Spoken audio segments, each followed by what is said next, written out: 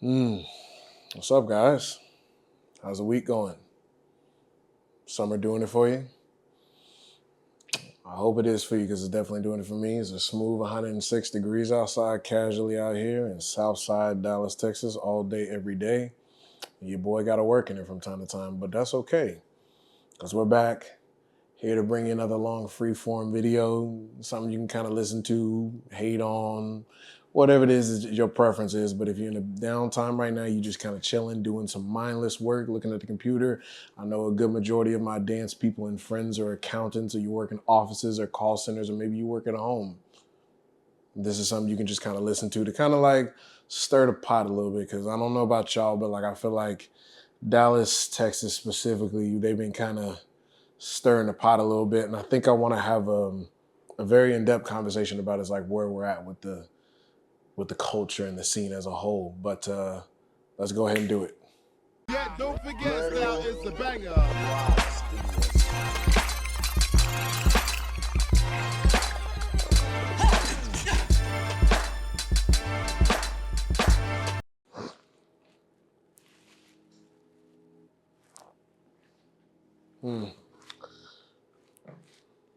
Somehow, somewhere, I thought these armrests would be a little bit higher, but you know, beggars can't be choosers. What's popping the streets, everybody? I believe, therefore, I'm King Sylar. Hope you guys are doing all right today. Missed you guys, but again, as I said before, we're back with another long free-form video, something you can just kind of casually listen to when you're not doing anything, or if you just want to hear some content or kind of hear some thought-provoking opinions in regards to the movement. But before we get started, y'all know what to do. Please make sure that you hit the subscribe button for your boy. We kind of fell off a little bit there for a bit. You know, I know we're well into the summer. The summer's about to be over. Kids go to school, back to school next week. So pretty much, in my opinion, especially when it comes to that fitness mindset, if you wait till spring or even the late winter to start getting ready for summer, it's already over. You lost it. It's not going to happen. So the summer's over. Unfortunately, we didn't make it to our 1,000 subscribers mark, but we did accomplish another task, which we got an Instagram page started for my content over there on another social media platform. So yeah, I'm definitely happy about that. So that was a side goal that I wanted to get accomplished, and it's rolling. So please make sure you go follow your boy. I am King Sylar. You can follow my personal page at King_Sylar, but my YouTube page is KingSylarTv. They'll always be tagged together. You can't miss it. And of course, please make sure that you go follow Silars and Ronins. That's the fam. Shouts out to all my peoples. You know, Queen, Instinct, Lil, M2L, Rowdy, Sylar, and of course Tactics, Boy. So yeah, let's go ahead and get it jumping. So as of late, I've been having some very interesting behind the scenes conversations with people on the phone, what I mean.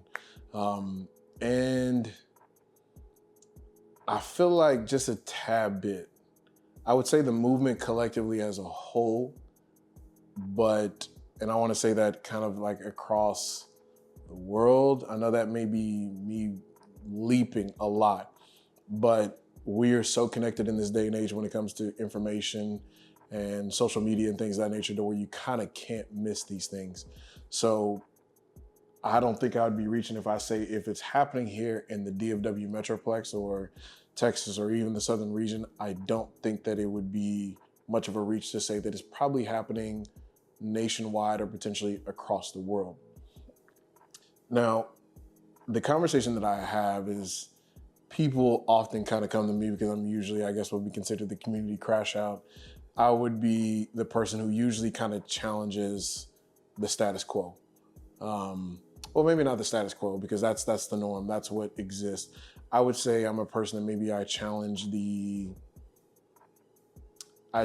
trends or the waves in which the youth seems to bring them forth.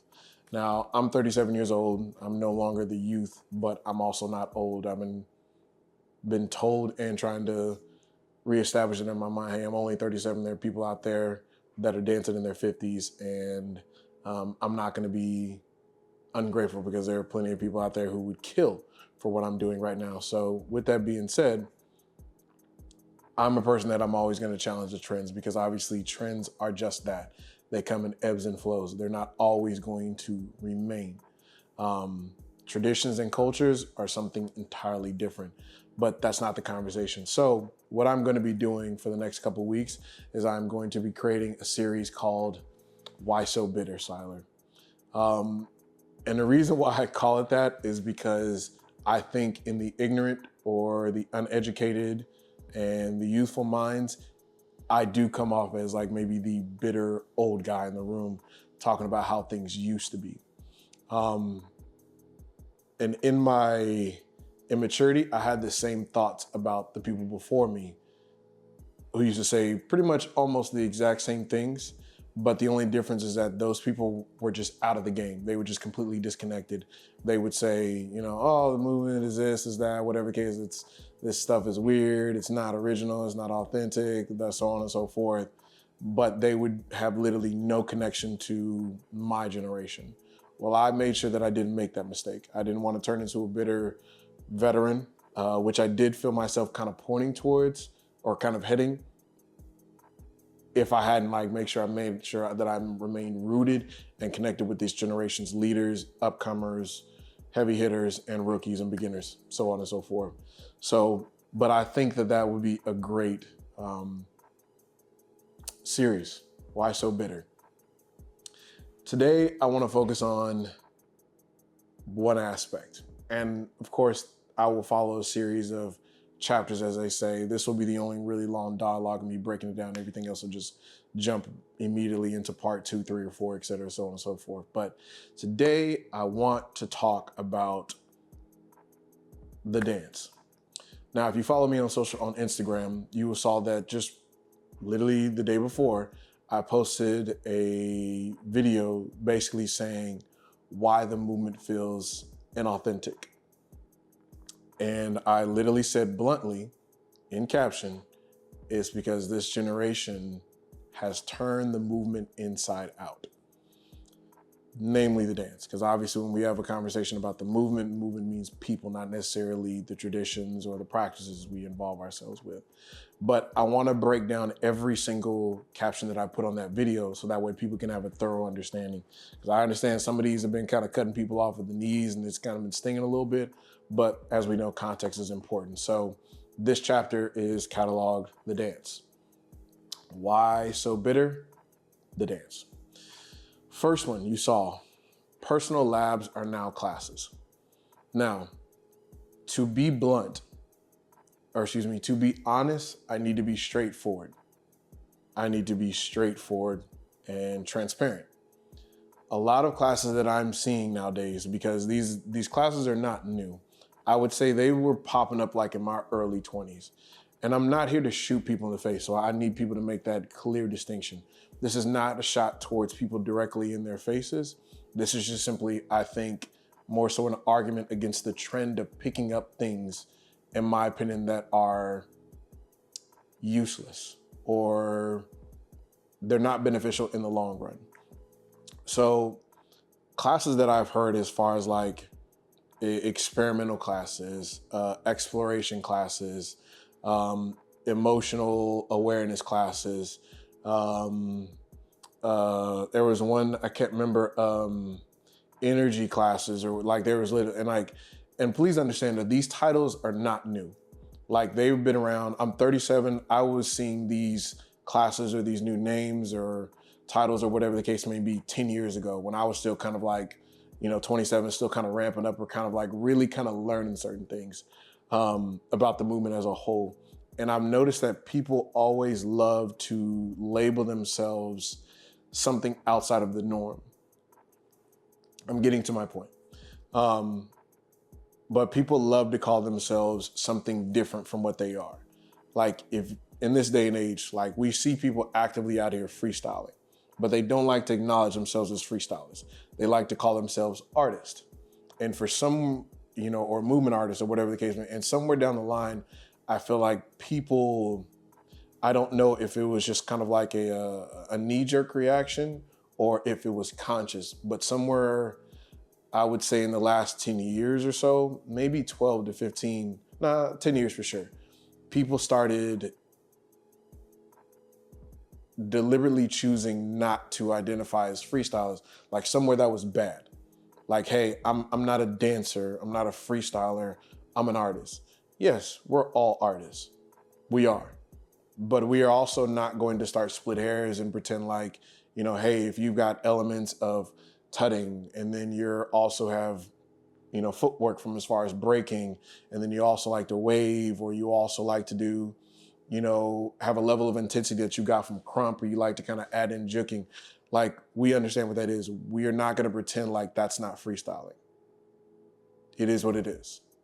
We'll have a different conversation about the education as far as like where the term freestyling actually came from as well. So let's pin that for another time.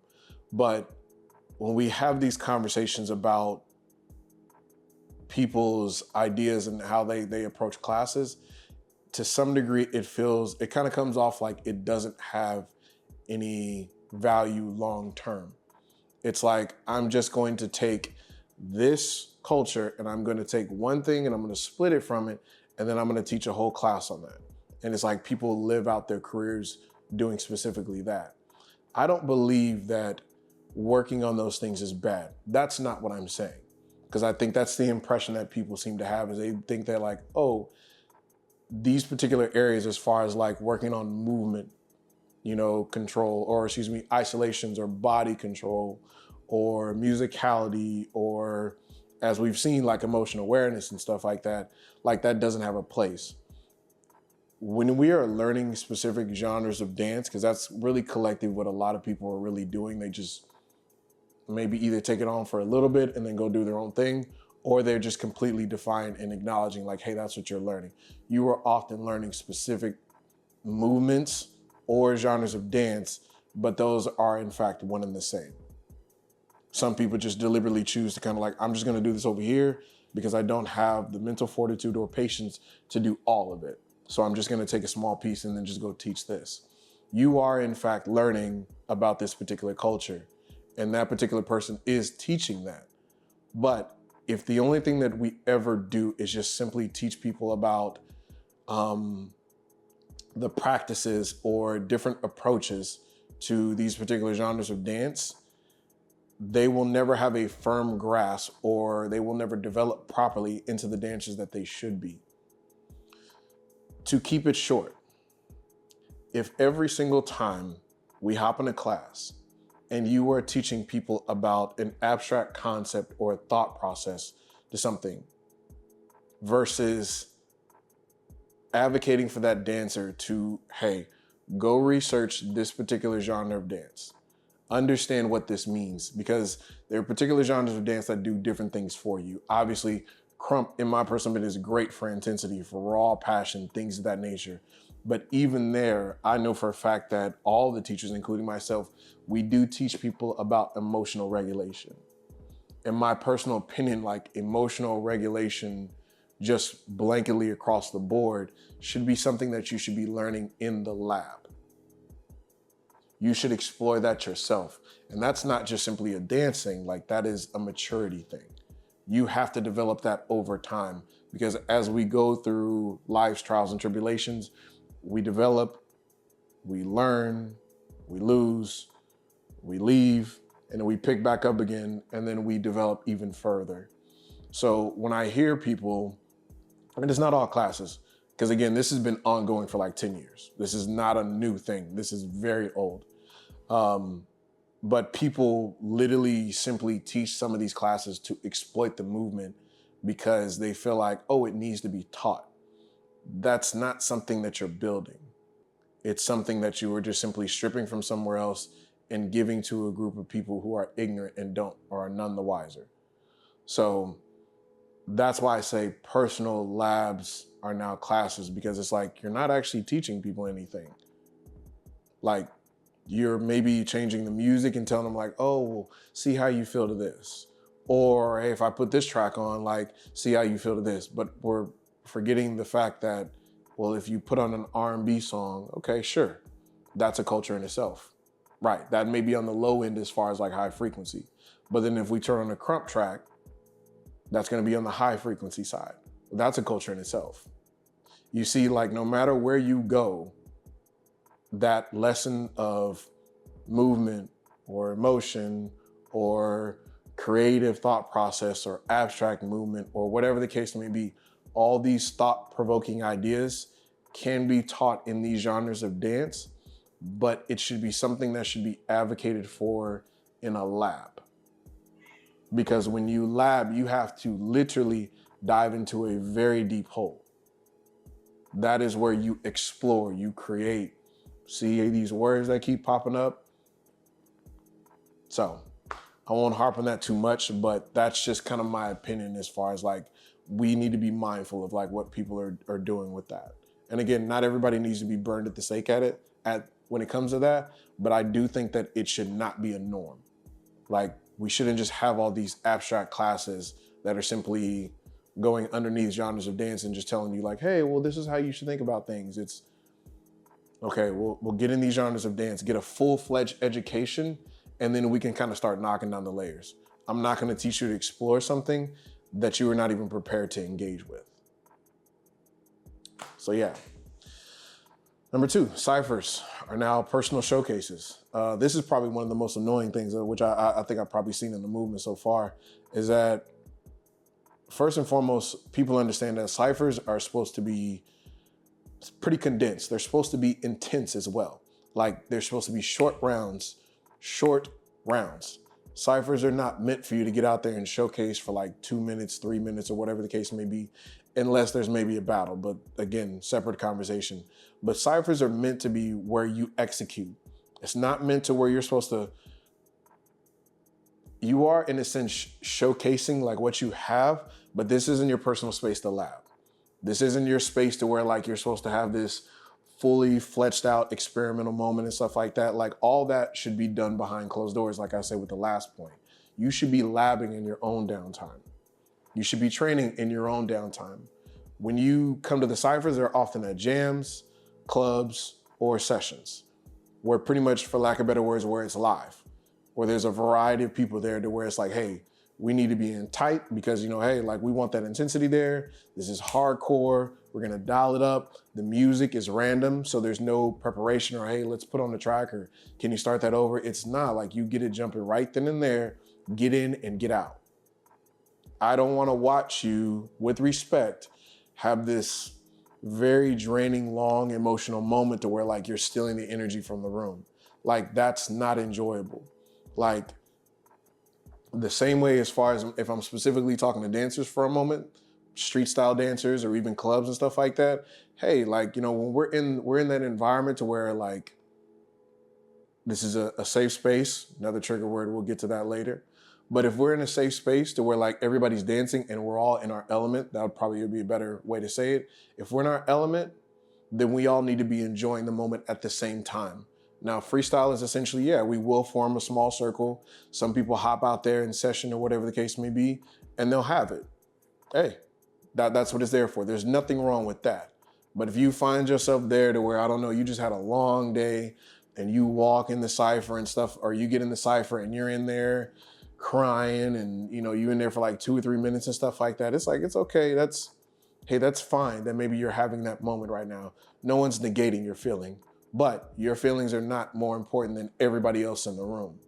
Get in and get out. If you need to have that moment, then maybe grab one of your friends and then y'all can kind of just get down in a corner. But do not hijack like the main cipher or any of the other main ciphers just so that you could have a moment for you and only you. Most people often forget, the same way when we tell Crumpus this all the time, or Todd said this really well, I'll give him his credit for it. Todd said that the session is the all-star game. There are no sides, there are no crews, there's no fams. The objective is for each round to build the energy in the room every single time. That's exactly what it's supposed to be for the ciphers and freestyle dancers. You get in there and you build the energy in the room. But if you're going to get out there and you're going to drag the energy down, please be mindful of where you are emotionally. Get your ish together and then step off to the side if you need to do that. You know, hop in for quick spurts, like 1 minute, 2 minutes. Sure, that's fine. And often, a lot of times we get it. Like, it's not always going to be short. Hey, it is what it is. Some people get out there and they're just finna be on fire and they might be out there for like a minute or two. That's fine. You know, again, as long as the energy is building, there's always an exception to the rule, for sure. But if you're just gonna get out there and it's just like, okay, I'm gonna dance some more, okay, and the DJ plays the tracks and you're gonna dance some more, and then the track changes again, and you're still there, chances are you're killing the session. You're killing the cypher. Get in and get out. Stop turning these into your personal showcases. We're all here. We all had shitty days. I'm trying to get in there too. I'm gonna need you to hurry up and then to the left with it. Simple as that. Call outs, number 3. Call outs have become stage performances. I personally hate this one too, because realistically, if we're being honest, 2 and 3 kind of go hand in hand. Call outs were never initially designed for a performance aspect. This is not for you to like hop on the stage and be like, everybody be quiet. Come on, everybody clear space so I can go at it with this other guy or a woman or whom I have a problem with or whatever the case may be because of X, Y, and Z. If you're going to call somebody out, the best and most authentic and genuine way, or let me say it another way, for you to not come off like an attention-seeking diva, is to wait and call that person out off to the side. If I'm finna run the rounds with you, hey, we're gonna do this off the side. This is for my non-crump based freestyle dancers. Me and you gonna get it down over there. Sometimes it will take place in the cypher. Yes, you're absolutely right. I'm not saying that it won't. But again, you also have to be mindful. This is why I say, like, be conscious of it. You're not there to hijack the cypher.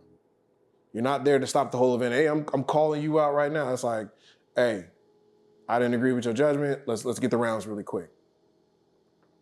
As a judge, you know, in my personal opinion, I don't think that you should ever turn down a call out. That's just me. That's the integrity of it. If you have the privilege to be on that stage and you are literally in charge of, you know, who moves on to the next round, then you need to accept the responsibility that comes with that. I don't think that you should ever turn down call outs. Now, I think you can turn down multiple call outs. It's like, okay, if you and your crew got a problem, all right, maybe 1 or 2. I'll give you much props. Like you go up against a whole crew, it's 3 or 4 people, and then it's you, gangster. Hats off to you. You got it. No qualms. But again, diving into it, like a call out should not be this big thing that we have to put on a stage. It shouldn't even be a thing that obviously that's going on social media. You guys shouldn't be doing, well, we're gonna get the round, Like, and I get it, old head moment. We didn't have social media like that. There was no updating your stories or whatever. That's something that's really only happened in the last 7 to 8 years where people are really they're tagging people on posts, making videos or whatever. Okay, yo, if you want the business, bro, okay, well then at the next session or the next jam, on site. And that's all there is to it. For crumbers, yeah, it's like, yo, after the event's over, me and you go outside, we gonna run the rounds. Crumbers, you kind of can't interrupt the whole jam, or you kind of can't do that because crumbers, we dance for like 2 to 3 minutes at a time. You know, ciphers, because the music's constantly going and we can get that, you know what I'm saying? Or like, let's step over here to the side. The cipher can go off and do its own thing in itself, but we need to stop making this a big production. You don't need everybody and their mama to know that you calling somebody out. Hey, 2 taps. Hey, bro, I don't agree. Yo, I'm trying to get the rounds. I didn't agree with your judgment. We can go around the corner. Like we can go over here by the DJ booth. You know, if it pops off in the cipher, okay, then we can go from there. That's fine. But it still does not give you the right to hog the cipher. You know, in my personal opinion, hey, get your little quick 2, 3. After that, if we're gonna keep going, then even if I was getting called out and somebody stepped to me, hey, let's go over here, let's get out of the main cipher and let's handle this. You know, hypothetically speaking, if I'm off in a corner and me and you are going rounds and then the cipher forms around us, okay, then hey, y'all created that energy, you brought people over there, that's fine. You can do whatever you want, there's no limit. But call outs should not be done on no stage. You shouldn't be, and I mean, as far as disrupting the event, we shouldn't have to set aside time for 2 people that should be handling something that should have some level of street etiquette or integrity to it. And don't hog up the cipher. Let's go handle this off to the side. Let's stop making this big thing to where we have to, you see guys, I got out here and I handled a call out. bask in my amazingness. Nah, bro, like move around, bro. Like a call out, that's just regular. It's regular, whether you lose or win. And then move off to the side, as simple as that. So call outs are not stage performances. Let's stop turning them into these big productions. They don't need to be. Let's keep the integrity of it. Number 4, sessions are now safe spaces and private meetings. This one I have some give or take for because, well, at least as far as for me, as somebody who's been throwing sessions literally my entire dance career, I have an old mindset about it. I don't think sessions should be secretive. I think your labs can be, for sure. I think if you're gonna go train, sure, that's something entirely, like training with your crew, like that's something entirely different. But as far as like the mentality of like, oh, like I'm gonna, and don't get me wrong, I've been a part of it and stuff like that, but I know that was a trend like damn near during the pandemic, is that everybody had a group chat with like, you know, who's trying to lab, who's trying to train, or like, and then it doesn't, you know, I see or hear, it's like none of y'all are, and I've actually been to these, it's like none of y'all are actually training or labbing. Y'all just wanted to prop a camera up and shoot videos. We could have just posted a session, you know, and don't get me wrong, if it's like, you know, private stuff like that, again, that's what I'm saying. Like, I don't think, in my opinion, sessions shouldn't be private. Obviously, I have the new era and stuff like that. I had the Bridge the Gap and so on and so forth. That stuff was always public. Always public. Even the song session, public. You know, I'm not here to regulate who can and can't come to the session. I have had to ban people because they presented a physical threat to me or the people, my people close to me. Like, and I've only really had to ban like maybe like 3 or 4 people. Yeah. You know, so it takes a lot for that. But as far as in terms of like the new era and stuff like that, or the new era cypher, like, hey, like it's public, like come around. Like it's a session, you know, more so than anything else. Again, like I even kind of like doubling into like what I mean by like the safe spaces and stuff like that. People are too caught up in that as far as like, well, let's create a safe space to where we feel comfortable, where we can dance. Well, first and foremost, if the objective is just for you to dance, okay, then that'll be the end of it. It's just a space. Like you just want a space to where you can dance. Well, one, first and foremost, instinct always killed me when she said this, like, hey, you don't need to make a post to dance. You can just dance by yourself. Right there. I do it. I'm sure there are other dancers that do as well. You don't need to create a group chat or have a bunch of specific people to come to your session so that you can, you know, have that space for yourself. Don't get me wrong, I understand what people mean by safe space. I truly do. But I do think that safe space, realistically speaking, is the session. It is the club. It is the jam. Originally, safe space is meant to be, I'm surrounded by a community of people who understand this culture. I said this a long time ago. I love my parents to death without a shadow of a doubt, and they know me better than most people. But my worst enemy in the dance scene will always understand me a hell of a lot better in this culture than my parents ever will, because they are not dancers. So with that being said, I get it, people wanting to have like a space to where it's just like, oh, my friends are there, I'm not gonna be judged, and da-da-da. One, that's one of the most detrimental ways for you to stunt your growth. Don't surround yourself in a community of people that don't challenge you. If your sole desire is to just dance in a safe space, then cool. Close your blinds, lock your door, turn the lights down, and just dance, and then be done. But if your objective is to create a session to where it's more rumor than public information, then you're only doing it solely to cut yourself off from the rest of the scene. That doesn't help you by any means. And collectively, it doesn't help the movement either, because what we then start doing is we start dissecting every piece of the Metroplex, which has happened before, and it's happening right now. It happened 10 years ago. It got really bad, obviously, during the pandemic and stuff like that. But again, it's the era I come from is if there's a session, I'm gonna make it public information. And if there's any strife or drama with certain people, people just simply use common sense. Like, I'm not cool with this person, so I'm not going to this session. Or I may not be on the best of terms with this person, but I'm gonna show up. And even if I see that person, if we're not gonna get the rounds in, there's no point in me making posts or subs or whatever the case may be. I'm gonna just leave it. You do your thing over there in the session, even though it's my session, me and you don't rock with each other. You can do your thing. The music's live, do your thing. I got to shake your hand, dance, and then that be the end of it.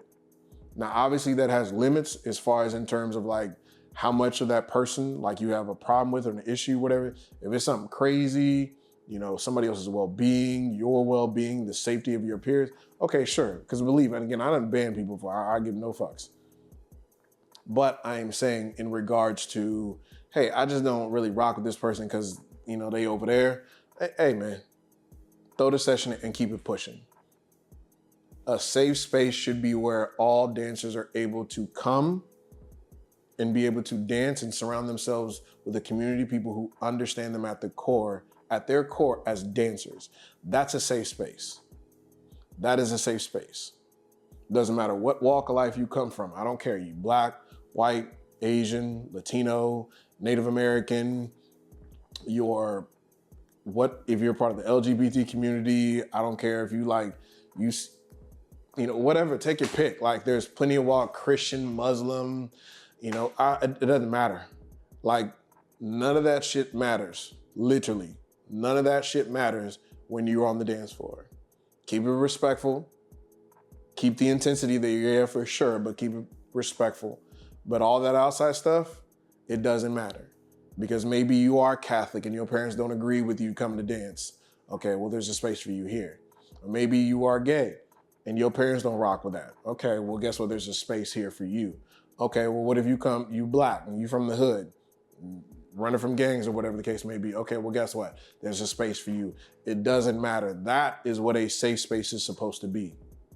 A safe space is not about, I'm gonna pick and choose who should be coming into this particular space, or I'm gonna create a group chat. And again, as a person who has been a part of them, even I acknowledge it like, yo, this doesn't feel authentic. This feels forced.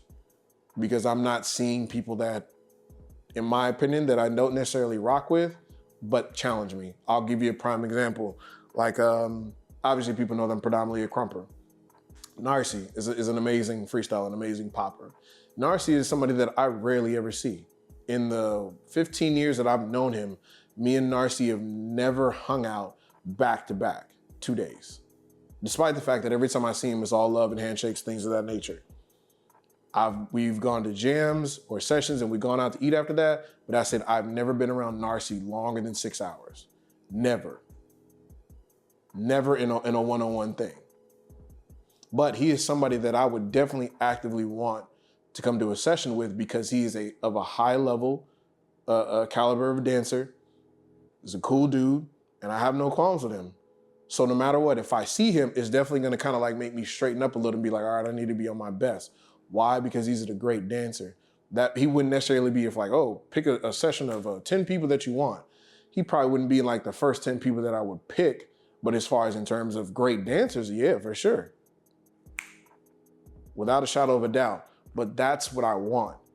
I don't want a safe space of selected people because often people are only gonna select people in which they make you feel comfortable, they don't challenge you, and whether we like to admit it or not, there's a high probability that they're not better than you. So I'm just saying food for thought. Sessions should not be safe spaces. They shouldn't be private. If you want a lab and get down with your peers and stuff like that, then don't call it a session. Call it a lab. If you want a session, hey, make it public. It helps build the community when the next generation, the generation here, and even the generation from me and above see that we are actually connecting and conducting ourselves like a community. But having private sessions and private groups and whatever case may be, where only specific people can come, that does nothing long-term. So, number 5, clubs are now people's personal media moments. This one's simple. Hey, when you come to the club, you come to jams or whatever the case may be, live in the moment, enjoy it. That's where the best memories happens. One thing that Ruin said this one time, which it's sad, but it's also really cool. He said some of the greatest rounds ever in Crump are the ones that are not on camera. Fact. You wanna know why? It's because people are going based off of how they feel and what they remember. It wasn't about like, oh, let's watch it.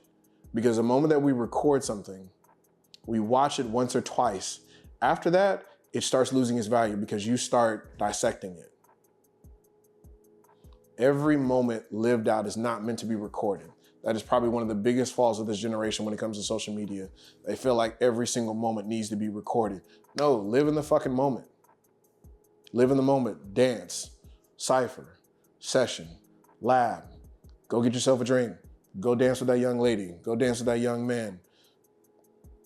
Converse, have a conversation, commute with people, break bread, do whatever you need to do, but live in that moment. There's so many opportunities I've seen passed up because people are, let me prop my camera up in the corner and let me record it while I dance. Live in the moment. Live in the moment. Some of the greatest club nights I've ever had, nothing was recorded from it. Nothing. The first time Louis Vega was out here, didn't record it. All my nights for all my OGs and veterans, y'all remember the Insomnia nights, remember the Afterlife nights, you remember the Leisure Lounge nights, you remember Crown and Harp, you remember It'll Do, like the list goes on and on. The Cirques, 2004, like DMX, like I feel the Hennessy kicking back in as I talk about it. But seriously, like, yeah, like live in a moment. It's fine, maybe take a picture here and there, whatever the case may be, but I see that far too often. Like everybody thinks that like, people have, put this in perspective. You going to a club to pull out your camera to capture yourself in a genuine, live, and authentic moment is one of the most disingenuous things that you can do. Because you feel as though like, I have to capture this right now. I have to have this moment so it'll live on forever. So when I go back and look at it and people can see that I'm living my life to the best. Well, if you were, you wouldn't be concerned about what people see on social media. And we're not about to pretend even remotely for a second as though this idea of constantly posting things on your stories, reels, even for me, is not about some level of validation. Your story was literally created so people can see what you do in the downtime outside of production. Oh, I'm at the gym right now. Oh, I'm eating some pizza right now. Or I'm going to this restaurant. Oh, we walking to the street. We about to walk into the gym. Oh, first glance when we go inside.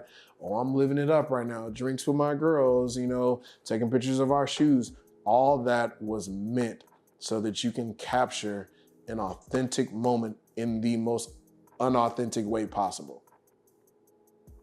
That